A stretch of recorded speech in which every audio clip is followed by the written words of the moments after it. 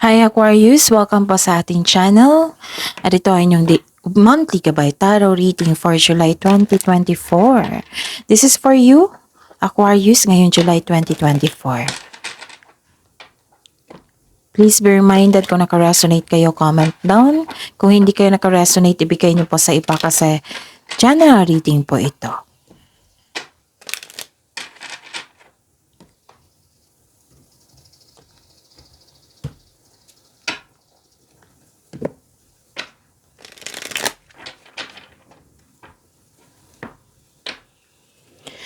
Gamitin ang reading na ito bilang gabay lamang. Please like, subscribe, and click bell button for notification para updated pa kayo sa daily tarot reading natin.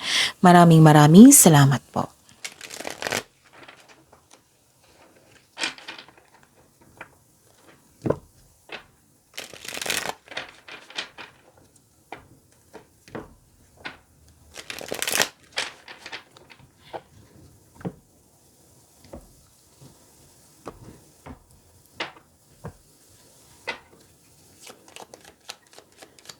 Spirits Guide, mga ganap po ngayong July 2024 para po kay Aquarius.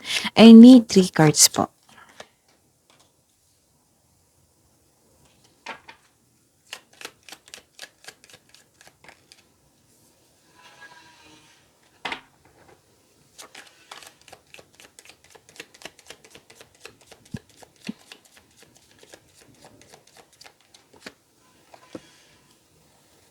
Okay, Aquarius. Ngayong July 2024, may nakita ako ditong, may nakita ako ditong nagdesisyon kayo. Pwede regarding ito sa passion nyo. Nagdesisyon kayo, gumawa kayo ng desisyon, malaking desisyon to ha. Remember, if you're making if you're making best decision, kailangan yan ng konkretong plano bago kayo gumawa ng malaking desisyon. Kasi pagbalanse yan, pagre-ready yan, di ba? Tapos, para alam mo lahat, yung disadvantage, advantage, kung maka-benefit ba kayo, ano yung mabe-benefit sa inyo, okay. Tama ba yun? Oo. Yung magka-receive ka ng benepisyo, okay. So, ang ibig sabihin yan, magkakaroon ng desisyon. Malaking desisyon po ito. So, siguraduhin magkaroon kayo ng konkretong plano. Regarding po ito sa passion, nakita ko. Pero may reminder po dito ang card nyo. Kailangan ng balanse ang inyong emotion bago kayo gumawa ng malaking desisyon. Kasi may ganap dito nasaktan ka. Nasaktan ka, galit kayo sa isang tao, nagkaroon ng argument. Okay? Tandaan po, huwag kayong gumawa ng desisyon kung galit kayo, kung hindi maganda ang inyong pakiramdam. Kasi mapapahamak kayo dyan. Okay? May nakita rin ako ditong obsessive or nagkaroon ng addiction. Pwedeng concern nyo ito sa kapwa nyo. And yun, may nakita ko ditong travel. Yes, paglilipat, relocation. Pwede itong literal talaga na paglilipat ha, magbabiyahe kayo ng malayo. Pwedeng pauwi kayo para magbakasyon, pwedeng lumabas kayo para magkaroon ng adventure, pwede din lumipat kayo relocation para magkaroon ng new journey. Pwedeng lumipat kayo ng bahay, lumipat kayo ng trabaho, lumipat kayo ng ilipat nyo yung mga gamit. Basta may movement. May nakikita pa nga ako dito foreigner. Foreigners po, may nakita kong foreigner dito. Distant lands. Pwedeng gamit-gamit yung vehicle nyo. So, ayun. May nakita rin ako ditong makakatanggap ka ng unexpected message. So, 2 card na po nagsabi na may moving forward. Pwedeng binigyan mo ng attention or action kasi forward nagkaroon ng action, right? So, kasi naka-receive ka ng unexpected message, information, news, ganon. Yon. May nakita ko dito tingnan natin mamaya. May nakita kong third party eh. Third party ba ito sa trabaho? Third party ba ito sa relasyon? So, tingnan natin. Pasensya na po sa ingay. Oh, focus kayo sa akin. Don't worry, focus ako sa reading natin, okay? Hindi natin bakasyon kasi ngayon eh, kaya maingay. Don't worry, hindi ako na-distract. And I'm hoping hindi kayo na-distract. Okay, Aquarius? Spirits guys, ano po ang energy ni Aquarius ngayong July 2024?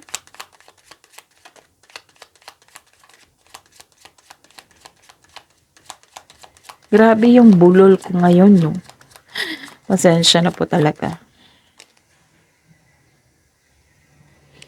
Okay, this is your energy, Aquarius, July 2024. The clarification of this card po.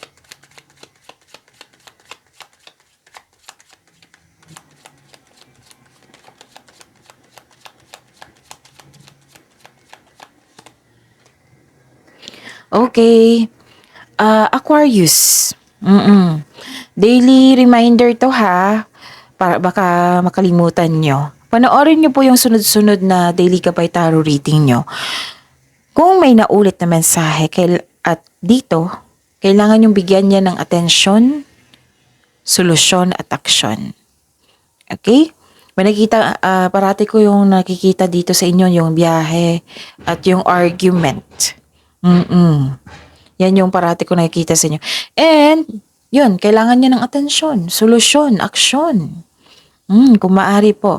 At sa mga suki ko dito na Aquarius na laging humihingi sa akin ng monthly gabay tarot reading, nais kong ipaalam sa inyo na open na po yung monthly gabay tarot reading natin for July 2024. Okay? Ayun. PM niyo po ako for schedule. At sa mga bago dito na gusto mag-personal reading, pwedeng nakafocus sa career and money, nakafocus sa love reading, pwedeng general, lahat. So, PM niyo po ako for schedule and for inquiry. And dito po sa baba ng video nyo, nakapost po sa description box yung link. I-click niyo po yung link na yan para ma-message niyo po ako for inquiry and for booking. Okay? So, kamusta ang energy ni Aquarius? Okay? May nakita ko dito, you are receiving love. Busy kayo kasi nagkaroon ng creativity, growth, and expansion. Yun nga, yung nag-decide kayong lumabas. Nag-decide kayo, nagkaroon ng desisyon regarding sa inyong passion. So, busy kayo ngayong buwan na ito. July 2024, nagkaroon ng expansion. Pag-level up to ha, development to. So, marami kayong napagdaan na hirap sa buhay bago naging tagumpay, naging successful. Yes, may development ako nakikita dito and success. And you're taking care of yourself. Nakikita ko dito. It might be, nagpasalon kayo, nagpamassage kayo, bumili kayo ng gamit, ganun para mapamper kayo. So this is very good. You're taking care of yourself. And yes, may nakita kong success po dito. Ang ganda. This is all about love, beauty, money, creativity. Ganda, no? So, this card means may pagbubungang mabuti ang parating. This is abundance and success. So, accept this energy. Accept this message. May nakikita rin akong buntis dito. May nakita rin akong buntis dito and fertile. Basta may pagbubunga. Pagbubunga sa inyong pagsisikap. Pagbubunga, pwede buntis, ganon. Basta may abundance and success. And may paalala po ang card niyo po dito na remember to practice self-love. Tama tong ginawa niyo. Okay? Remember to practice self-love. You can bring divine love into your spiritual practice. May parating po sa inyo na makaka-receive kayo ng malaking pera. Expected nyo ito ha. And unexpected job opportunity. May nakita ko dito sa mga nag-a-apply dyan. So, ang advice po ng card nyo dito, na you will need to be patient. Huwag kayong mag-alala. Darating po ito. Okay? And, okay. May paalala lang po ang card nyo ngayon na nagkaroon kasi ng disbalance, pwedeng sa emotion to ha, or disbalance sa, like for example, sa pera. Pwede din you are pushing for results. Pinipressure mo yung sarili mo, Aquarius. May nakita rin ako ditong, this is the clarification of your card here, na may nakita ko ditong hindi nag-uusap, may tampuhan. So, clarification ha, dalawang card na po nagsabi niyan. Nagkaroon ng conflict of interest, naging impatient po. Pwedeng problema ito sa connection sa isang tao o problema sa kaperahan. So, yun ha, alam nyo na. So, kailangan nyong balansehin yan. Okay? Para wag nyong hintayin na mangyari yan. Kailangan pagbalansa dito. Instead na magalit, instead ma-disappoint, take an action para magkaroon ng balanse, okay? Huwag yung hintayin na mangyari ng disbalance na yan. And may naalala kayo sa nakaraan. So, ang advice po dito, try to look what you need now in the present. You are guided to find peace. Okay? That is good. Ano nyo, kung hindi kayo ang isa sa dahilan na nagkaroon ng blockages ay yung alaala mo sa nakaraan, forgive yourself. Forgive them kahit ayaw nyong kausapin sila, forgive them. Para sa peace of mind nyo. Forgive the situation. Alam ko may natutunan kayo sa mga pangyayaring yan. Okay? So, accept this positive card na success and abundance. Ang ganda, nagsama talaga. Okay? Spirit's Guide, possible blessings po na ma-receive niya Aquarius ngayon July 2024.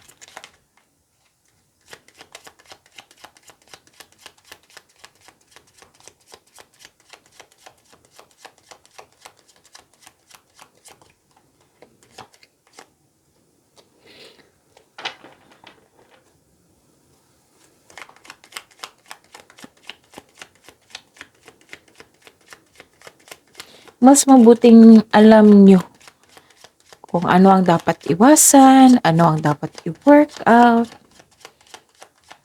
Okay?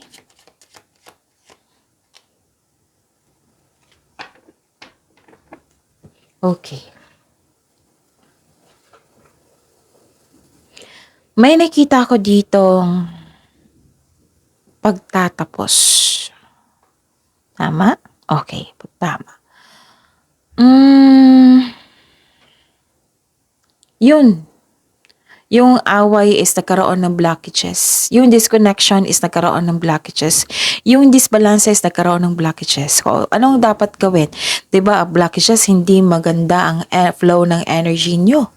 So, paano pumasok yung blessings? Kasi yung blessings is from the universe. Positive energy yan. Anong gawin? Iwasan nyo. I-resolve nyo. Bigyan nyo ng solusyon. At mawala na yung blockages. Bitawan mo na yung past na yan. Kasi isa yan sa nag-create. Oo. Nag-create kayo ng blockages kasi may nangyari. So, hindi ko kayo masisisi niyan. Okay? So, kailangan. Kasi, kung ma-overcome nyo ito, magkakaroon yung wealth. Oo. At, may nakita ko ditong challenge sa inyong connection sa isang tao. Pwede sa family nyo ito ha.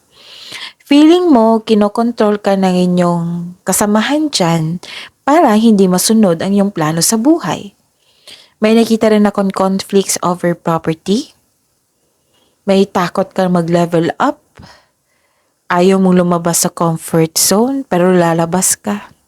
Nakikita ko dito bibigyan mo talaga ng panahon, aksyon. So this is the clarification of your card here na may blockages kasi may secret affair. Diba sabi ko kanina dito na parang may nakita kong third party. Lumabas nga. Concern sa mistress, sa kabit, sa secret affair. Isa yan sa dahilan nagkaroon ng blockages po. And may nag-take advantage po sa inyo. So at least alam nyo na yung ano yung iwasan nyo. At mag-ingat po daw kayo sa mapaninlang at pagnanakaw. Okay? So mag-ingat kayo. Kung sino yan, iwasan nyo na. Nagkaroon ng hindi pagkakaisa, dalawang card na po kasi nagsabi dito eh. So, anong tamang gawin? Bigyan ng solusyon, honest conversation. Kung ayaw niyang makipag-cooperate, then ipag-pray mo siya na sana magiging okay na. Then surrender your worries kay God and let go kasi marami pa kayong gagawin dito. Okay? Nalilito ka sa paggawa ng desisyon pero nag-decide ka dito eh. Nakikita ko, at first, nalilito ka pero nag-desisyon ka dito. Oo. Nagkaroon ng failed relationship, connection nga sa isang tao. So, ilang cards na nagsabi? 4. So, sana maiwasan nyo itong taong ito kung pwede po. Para hindi kayo maistorbo sa inyong trabaho, sa inyong mga ginagawa. Hindi maistorbo yung isipan nyo para hindi kayo mag-overthink. May concern din dito na naging dependent yung partner nyo sa inyo. Ang sabi po ng card dito, to fix the imbalance, look inward to see where you can find the source of disharmony. Alamin mo kung bakit nagkaroon ng ganyang pangyayari. Dito mo rin makilala ang inyong sarili. Kasi may development dito. So, makilala mo yung sarili mo kung ano yung development. And kung ma-overcome mo ito, magkakaroon ng unity. That is the blessing. Magkakaroon nga ng commitment, choice mo talaga na mag-move forward. So, dalawang card kasi nagsabi dito. So, after this challenges, magkakaroon niya ng success. Dito pa lang, ganda, combination na. Success and abundance, di ba? Spirits guide, challenges na ma-overcome po ni Aquarius ngayong July 2024.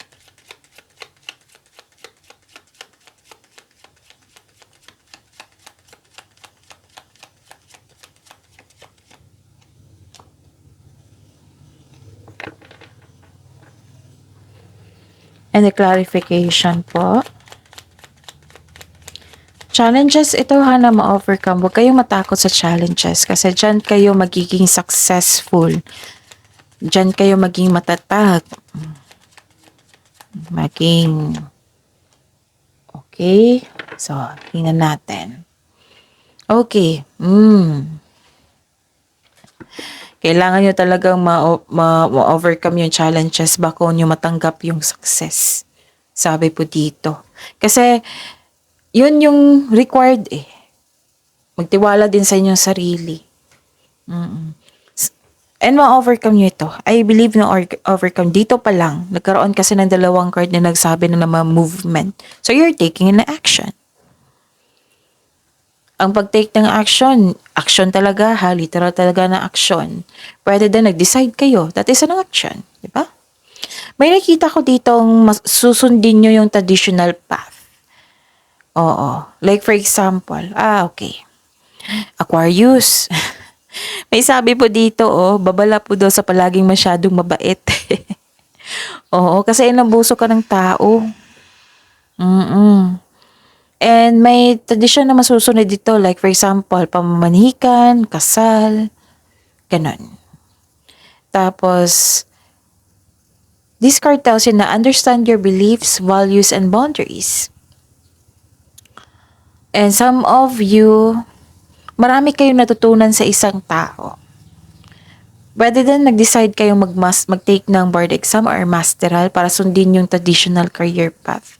Or you're moving up the ladder of success. Another movement ha. So busy kayo ngayon July 2024.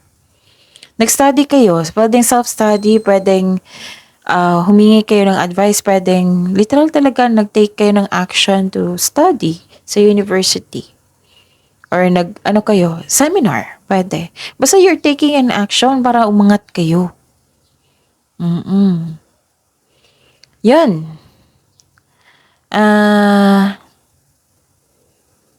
Okay.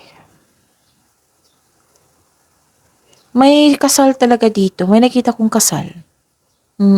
Di ba may buntis ako nasabi dito kanina? May nakita kong pamanikan, kasal, kailangan may masunod. Kailangan masunod yung tradisyon. Ganun. Okay? may wedding ako nakita dito.